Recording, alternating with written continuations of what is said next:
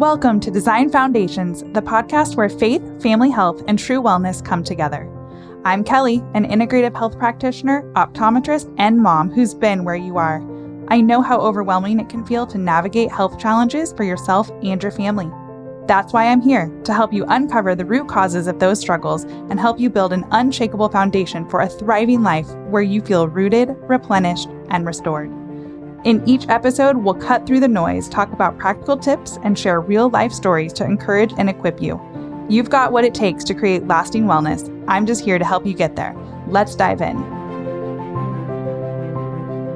Welcome back to Design Foundations, episode 10. We are going to be talking all about celiac disease today. The truth behind celiac disease, testing, symptoms, how it's affecting kids, what it looks like in pregnancy, touching on the genetics and what it looks like to walk forward if we do have a gluten sensitivity or potentially a celiac diagnosis. So welcome back. If you've been struggling to get answers for your health, for your child's health, and you're trying to make sense of persistent symptoms that you're just not able to get answers for, please listen to this episode all the way to the end. I think you're going to find a lot of valuable information in here that potentially could be life-changing for you or your family or somebody very close to you. We are going to be tackling celiac disease kind of from all angles. And truthfully, this is the one of the most misunderstood and overlooked conditions. And we're going to look today at how that happens, unfortunately. So a lot of people, even doctors, unfortunately, do not fully understand celiac disease. They don't understand the patterns, that there are 300 plus symptoms that it may present as outside of just that digestive component that a lot of times we associate it with. So we're going to cover all things today. Unfortunately, there's so much misinformation. It honestly just makes my heart so sad. Personally, we were a family. We have 3 celiacs in our family, and each of us had a different presentation. Each of us had different, and not even just presentation with our symptoms. One of us had positive blood work and positive genetics. One of us actually had negative blood work and positive genetics. And one of us actually had negative genetics and negative blood work to begin with. So there's all types of presentations. And like I said, we've kind of made this black and white of like, we run the celiac panel, and if it's negative, okay, you're fine, move on. And unfortunately, these are, especially the children that we see or adults who get put on this path thinking, well, that's not the answer. Well, so now they're walking around with one autoimmune condition. And when we have one autoimmune condition, we are so much more susceptible, and the chances of us having another autoimmune condition are much higher. And so then maybe we get rheumatoid or Sjogren's or Hashimoto's, Graves' disease, whatever it might be. And we start going down that track. Now, okay, so how do I treat this condition? This must be like the root of the issue, when unfortunately, celiac disease or gluten may actually be the root of so much of it. And it has now gone missed. We're getting labels. We're taking medication we potentially don't need. So please grab a notebook. If you are a family or a mom and you're kind of walking in this lane, trying to figure this out, this is going to be lots and lots of practical information for you. So let's just start with the reality is that most people with celiac disease are never diagnosed. So celiac disease affects approximately 1 in 100 people. So 1 in 100 people are going to have celiac disease. In the US, only about 30% of those cases are actually diagnosed. So this means that millions of people are walking around, including children. They're living with an autoimmune disease that's silently damaging their body, and no one has any idea. In children, specifically 60% of those are actually completely asymptomatic. So there's no symptoms at the time of diagnosis. This means they had no obvious digestive issue, but their bodies were still being harmed. So when we have celiac disease, the small intestine, the villi in the small intestine are actually being damaged. They're being blunted. And when this happens, we're not absorbing our food and the nutrients, and we get malabsorption. And there's a host of kind of an outflow from that is harmful to the body. And we're going to talk about that in just a few minutes. But most are asymptomatic. If they happen to get picked up, it's because there was a doctor who was being extremely thorough and covering their bases and added potentially that panel in, or they knew some of the additional symptoms outside of the digestive symptoms that could show up. And it takes an average of 6 to 10 years for someone to get a correct diagnosis. 6 to 10 years. And then some people are never getting diagnosed at all. So That's a huge problem in itself. There's a lack of education in the testing, meaning like there needs to be more of mass screening for celiac disease outside of when someone just presents with a digestive symptom.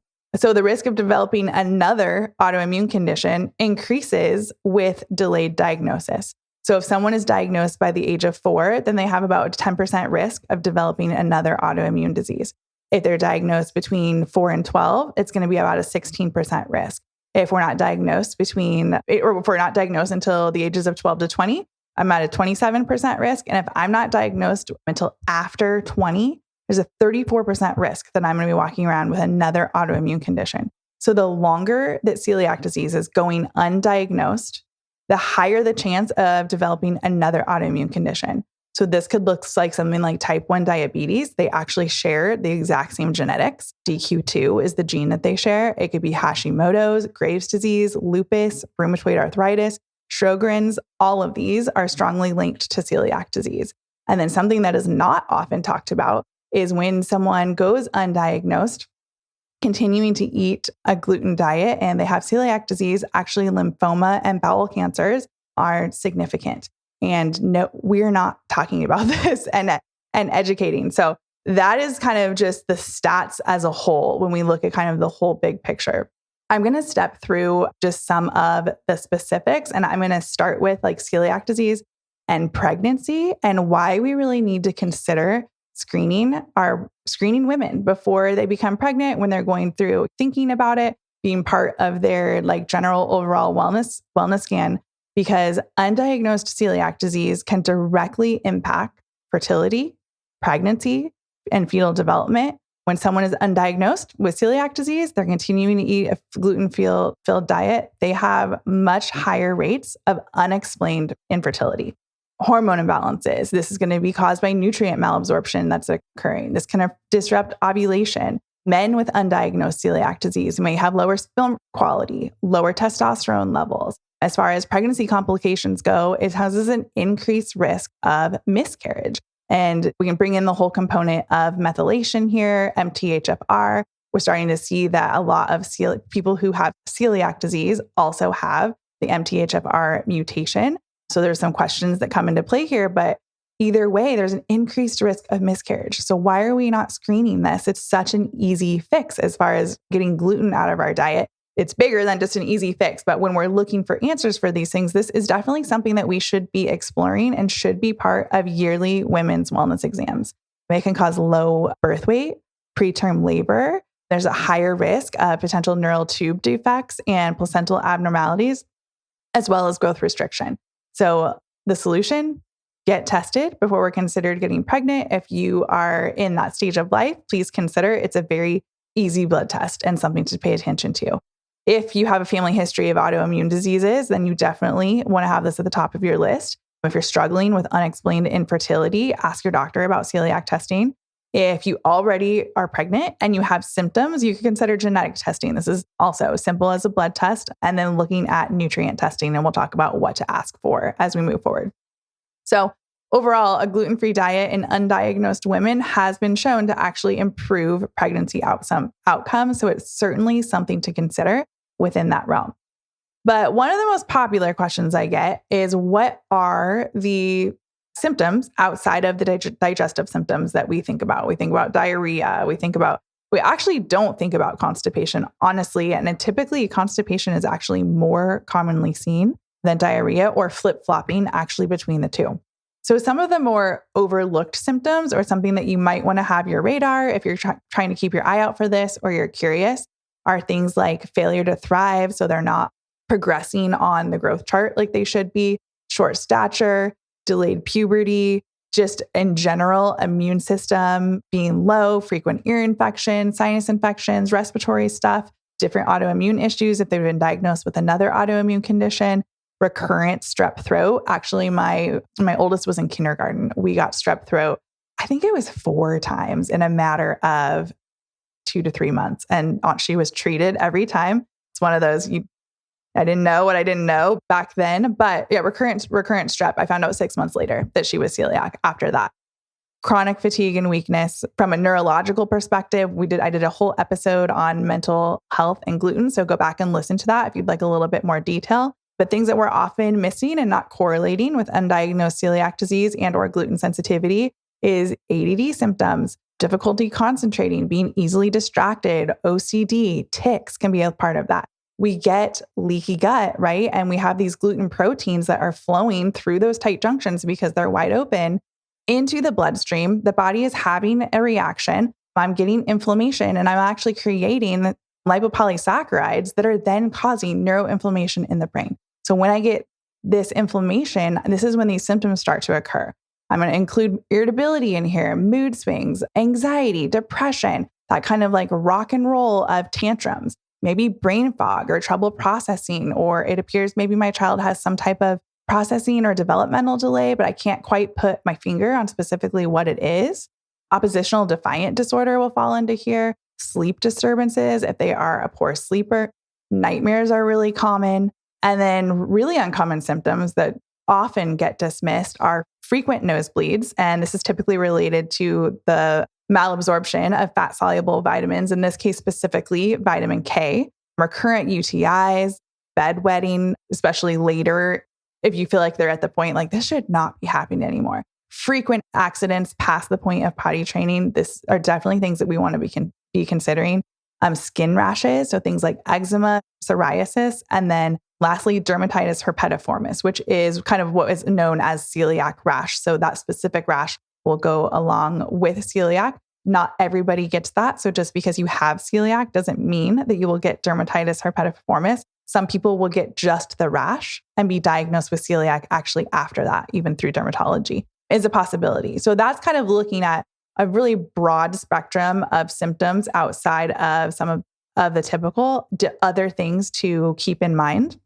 The next thing I really want to touch on is looking at the genetics. So who's at risk? This is another thing. It's not really talked about. I don't know why this is not more commonly run. It isn't difficult, but there's two genes that we know of right now that are associated with celiac disease. And that is HLA-DQ and HLA-DQ8. And so 95% of the people who have celiac disease have DQ2. So it's actually more specific for celiac disease. But the remaining 5% of the people actually have DQ8. So if you do not have these genes, your chances of developing celiac disease are low. And I emphasize low, not impossible. I have seen multiple times with clients where the genetics are negative. So it is assumed 100% that it's not a possibility. It is not black and white. This is the gray. It's rare, but it does happen. I have had it happen 3 times in my own practice with clients. It's happened to my own daughter as well. So there are other genes. It is a possibility. Just because someone doesn't have the breast cancer gene doesn't mean that they don't get breast cancer. Okay. So we have to keep more of a broad spectrum approach, and we can't just have this A plus B. We have to be looking at the whole picture. So if you have these genes, this is where it gets a little tricky. It doesn't guarantee that you're going to develop celiac disease. So there are many people walking around with these genes who will never express celiac disease, but it does increase your risk. So if you have a child, or if you as an adult are experiencing even multiple of the symptoms that I listed before, and you have DQ2, then you need to consider this is definitely a possibility. You are at much higher risk for developing celiac disease in the future. So this is a great option and a good thing to look at. If someone is already gluten-free, they know that gluten makes them very sick. They don't want to do a gluten challenge because we do have to have gluten in the diet for these blood tests to show positive. So if they already know that they're extremely symptomatic, genetics might be a really good way to go about this and look at this. If you know you're extremely symptomatic and you have DQ2, gluten probably should not be part of your life. We know that it is not doing you well. And unfortunately, we're just not looking at this from all angles. There's functional medicine testing that can be done. There's something called a wheat zoomer. I personally really love this test through a gastroenterologist. They are not going to acknowledge this test for celiac testing. So if you want 100% diagnosis, that is something that you will have to go the route of doing. But if you're going through a naturopath or a functional practitioner, you could potentially run this test to see If you have a gluten sensitivity, so there is something called non-celiac gluten sensitivity. And these are people who react very strongly to gluten, but they're not getting the same damage to the small intestine. They don't have the autoimmune condition that someone with celiac disease would have. What's really neat about this test is that it shows how you react to different portions of the gluten protein. So we can see if you're responding to glutamorphin and proteonorphin, then we know that you're going to have more of a neurological response, okay? These are those kids that have more of that brain inflammation, the ADD, the OCD, the impulsive behavior. Those are the trouble regulating emotions, those big tantrums that you just feel like seem bigger than they should be or bigger than life or for a child that age. These are those kids that are responding to the proteonorphin and the glutamorphin. We're going to be able to see, are you more likely to have us react through skin, looking at different components? It's also able to see, do you have a wheat sensitivity and not necessarily gluten? So it definitely has its place. I find it to be very valuable. So it's definitely something that is an option if you're curious about that. But when we look at who should do genetic testing, anyone who is wondering with the situations that I just mentioned, but also if you're a first degree relative of anyone who has celiac disease, or you know that celiac disease runs in your family, that is certainly worth testing. If you have unexplained health issues, but you have negative blood work, running genetics would be a really good option. If you're planning pregnancy, it would definitely be worth testing. So what is the right way to test for celiac disease? And this is where things are going to get. There's going to be someone listening to this. There's so much misinformation, but here's the story. When you go to your PCP, your physician assistant, your NP, your gastroenterologist, it doesn't matter who it is, they should be running a full, complete celiac panel. That's going to include the TTG IgA, the tissue transglutamase IgA, the EMA IgA, a full gliadin panel, and a total IgA. Okay. And the reason for this is the TTG IgA, this is kind of what everyone's looking at. And often this is the only thing that's run.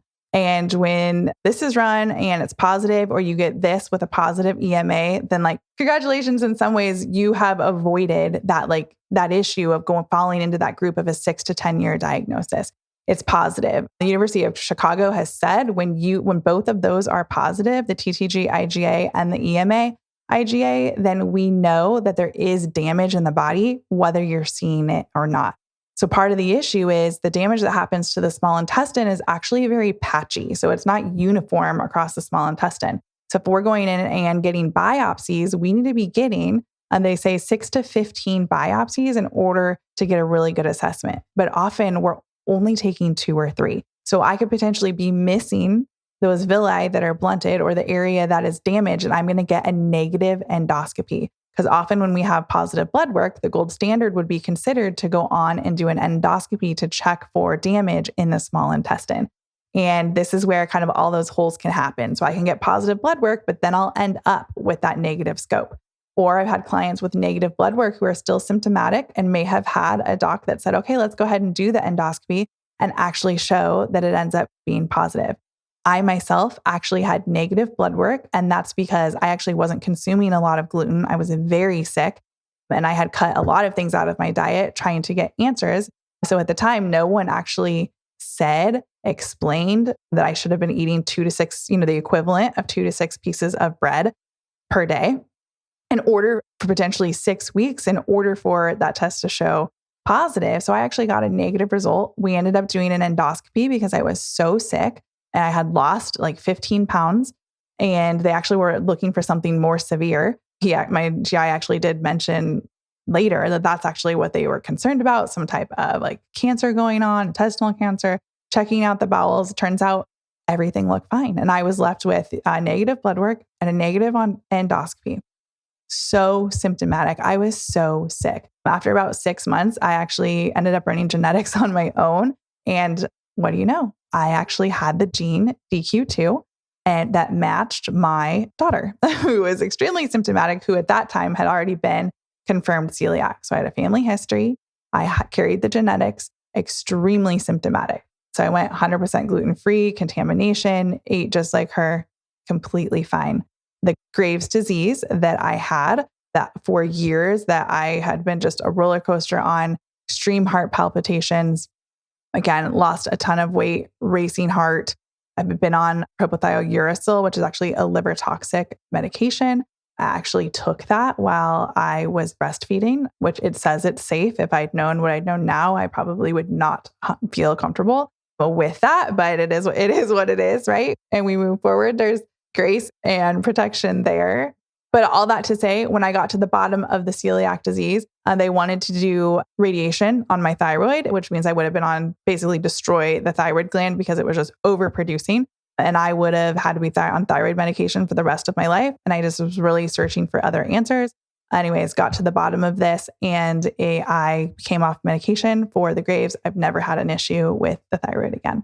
So dig deeper. Again, be your own advocate. If you are questioning that there's something wrong, you still feel like there is an issue, keep asking questions, continue to dig, find somebody who's willing to listen and not just look at things very black and white. You need to have this looked at from all angles.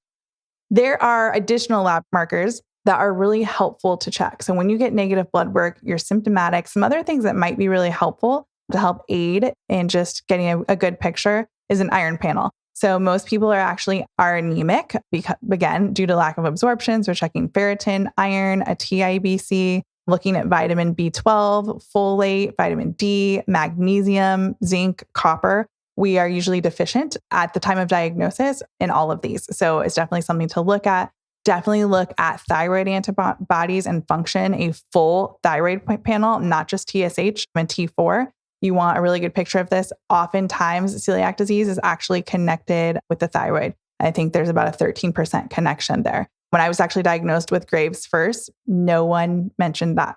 So if we had known that and someone had been really educated that and seen the correlation, they would have said, hey, Graves is really prevalent in patients with celiac. So we should probably take a peek at that and just rule that out. But unfortunately, that was not done. So diagnosis just took a little bit longer. Okay, so there is a lot to this. If you're someone who is just thinking like, what's the next step? I think my child might have a gluten sensitivity, or I would like to have them assessed for that. I think my child may have celiac disease. Work with a practitioner. If you decide to do gluten-free diet, remember that for testing to be accurate, gluten does need to be in the diet. So you want to test before removing gluten if you're going to go that route, whether it be functional testing, whether it be walking in the celiac testing or gliadin panel potentially through your physician. Those would both certainly be options, but you do want to keep gluten in the diet. If you've already removed gluten from the diet, but you feel like you're still having issues, you question, even though you're gluten-free, celiac's still an option because eating gluten-free and eating like a celiac are two different things. So avoiding gluten and being contamination-free or avoiding all products that are produced on the same production lines as gluten are two different lifestyles. And if we're celiac, even that small amount of contamination can still be causing significant damage to the villi. Unfortunately, it's very hard to figure this out, especially if we are someone who's asymptomatic or it's only showing up with some of those like anxiety, depression, or mood, right? It can be very difficult to put those pieces together. So being very thorough as we walk this out. So you can do the testing. If you decide to go to the gluten-free diet route, or you decide maybe I'm going to eat like celiac for 6 months or so and see if it makes a difference, that's an option. It does need to be about 6 months. So what happens a lot is that people come to me and say, hey, I tried a gluten-free diet for like I was really certain because I fit a lot of the symptoms, was having a lot of issues. I did about 2 weeks and I didn't really notice anything. Or I did it for 2 weeks with my child and we didn't really notice a big difference. Well, it takes about 6 months for those villi to actually regenerate. So it's a significant amount of time that you should be committing to this. As far as a gluten challenge goes, these are for people who, like I mentioned before, have already gone gluten-free because maybe they have figured out on their own that gluten is not supporting their body well, it's continually making them sick. But they'd like to go back and do testing at this point, but they don't want to add gluten back in because they don't want to be so sick and go through the process. It makes people miserable. It makes children miserable. I'm actually not a huge advocate of a gluten challenge. Run the genetics, see what the genetics look like. If you are symptomatic and you have positive genetics, I don't think you need a lot more information. That's just my personal opinion. It's not my medical opinion. Of course, if you want a specific diagnosis, then going through your PCP, your gastroenterologist to walk those steps. Certainly, I'm not here to tell you what to do, but I am telling you to think thoroughly and to please, especially for your children, think outside the box. If you are experiencing a lot of that and just a very small amount of testing is run and you get a negative result and you are still experiencing issues, please be the advocate there. These are the kiddos that get put on medication lifelong, ADD, OCD, however it might be presenting, they get stuck on this and anxiety, they are on these medications many times for a lifetime with a lot of other side effects that can go along with that, as well as develop other autoimmune conditions because we didn't take the time to evaluate this thoroughly. So I am absolutely happy to talk with and walk with anyone who's interested in just even chatting this through, whether you're just considering it being an option for you or your child and thinking about getting testing. Maybe you have a diagnosis and you need just someone to encourage you and walk alongside you in figuring out this gluten-free lifestyle, whether it's for you or your child. I truly just feel so passionate about moms having all the information and all the knowledge so that they can do what is best for their kid. Final thoughts. If your child has any symptoms, then please move forward with getting tested, whether it's through your primary care, whether it's your gastroenterologist, whether it's a functional practitioner. Please take the steps to look at this thoroughly. If the tests are negative and symptoms persist, you could consider doing genetics. These are not difficult to run, even if you get pushback. It's very simple. You try 6 months gluten-free, going the level that you feel like you'd like to, whether it's just a gluten-free diet or actually adapting like a celiac lifestyle. A celiac lifestyle is difficult, especially for children to adapt to at first. So it's not something that I recommend unless you know that you need to be that extreme because it can feel a little bit restrictive, but it's certainly an option. Check for nutrient deficiencies, look for inflammation. If we take gluten out of the diet, we are taking the toxin out and essentially like poison for these people that's going to reduce the inflammation. It's not going to happen overnight. All those malabsorption markers that we talked about, iron, fat soluble vitamins, those aren't going to change overnight. We need supportive care looking at our nutrient status while the body is healing. Okay. God designed our body to heal. We need to help give it the support that it needs. We need to heal the gut lining. We need to heal those tight junctions. We need to close them up. So there's lots of work to be done. We're rebuilding the body from the inside out. There's tons of work to be done outside of just taking out gluten. There's also such a lack of education in that area. I would be more than happy to walk alongside anyone who is wondering how to do that. Is just a hole in the education, unfortunately, and a lot of misinformation surrounding that. So thank you so much for listening today. I'm sure I will have more episodes on this topic in different areas. It's such a large part of our lives and actually what transitioned me into this work to begin with. So that's it. If this has helped you, please share it with someone who needs this information. Until next time, just remember your health is worth fighting for. It is worth to take the time, the energy to be your own advocate if necessary. Until next time. Thank you for tuning in to Design Foundations. I hope today's episode left you feeling encouraged and equipped to take meaningful steps towards building a healthier, more intentional life for you and your family. If you found value in this conversation, I'd love for you to share it with someone else who might need this encouragement today. Don't forget to subscribe so you never miss an episode. And if you're feeling inspired, leave a review. It helps this message reach more families like yours. Until next time, remember, true wellness starts with a strong foundation, rooted in faith, and grows with intentional care. Take care, and I'll see you next week. This podcast is for educational purposes only and is not medical advice. The information shared is not a substitute for professional medical care. Always consult your healthcare provider before making any changes to your health or wellness routine.